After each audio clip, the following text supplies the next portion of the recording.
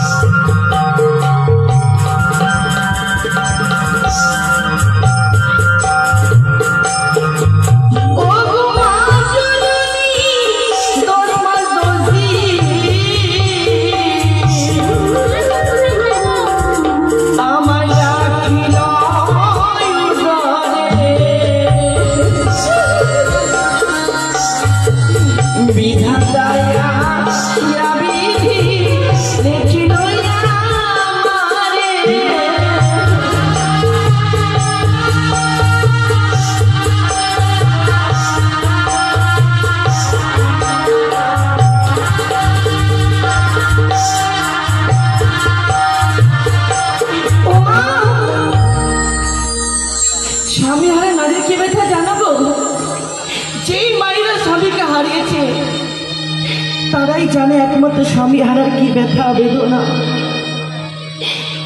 আমি ঠাকুরের কাছে কি অপরাধ করেছিলাম মা? আমি পারিনি স্বামীর সঙ্গে একটি নিশি কাটাতে। আমি বাসন করে বিধবা শিখে গেলাম গো। ও মা, যে নারীর স্বামী নেই জগতে কিছু নেই গো মা। এই জগৎময় অন্ধকার কথায় কি বলে জানো মা? স্বামী দান, স্বামী জ্ঞান, স্বামী চিন্তামণি। যেই বা নারী স্বামী নেই গো মা, মণিহারা ফলি। মাটির সভা বৃক্ষ যেমন বৃক্ষের সভা ফুল, নারীদের সভা হই মাসি মন্ত্রের সিঁদুর। মা গো, মন্দিরে গেলে ভগবানকে পাওয়া যায় না মা। এই নারী জীবনে নারীদেরই স্বয়ং ভগবান হয় তার স্বামী দেবতা।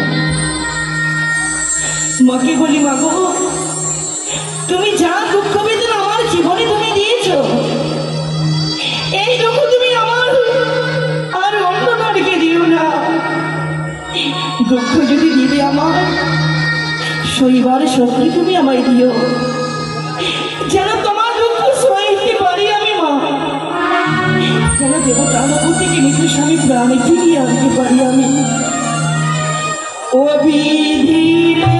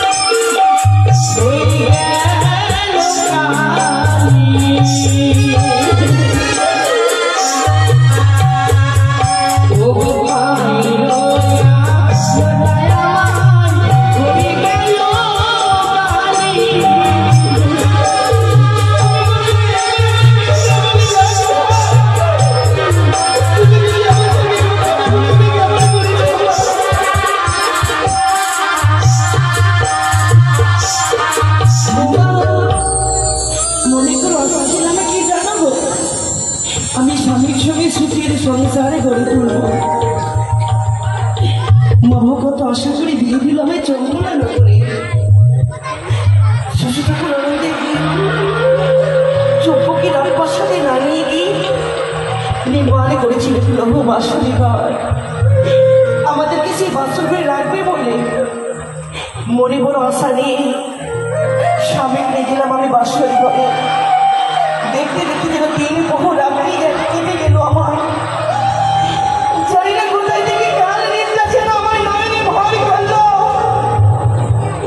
আমি নিদ্রাটা সহ্য করতে না পেরে স্বামীর পদতলে আমি ঘুমিয়ে পড়লাম। সকল মহাদেব প্রেমিক ভক্তগণ, আজ আমরা স্বামীর পদতলে এতটুকুই দর্শন দিয়ে আমাদের মায়ের ব্যাখ্যাতে ফিরে যাব। অর্থাৎ মা মনসার পুজো এই ধরনেতে কীভাবে আসলো তারই ব্যাখ্যাতে আজ আমরা এগিয়ে যাব। শ্বশুর ঠাকুরের কাছে আদেশ নেই আমার স্বামীকে গৌরী সাগরের বাড়ি দিলাম। দেখতে দেখতে কেটে যায় দিনের পর দিন রাতের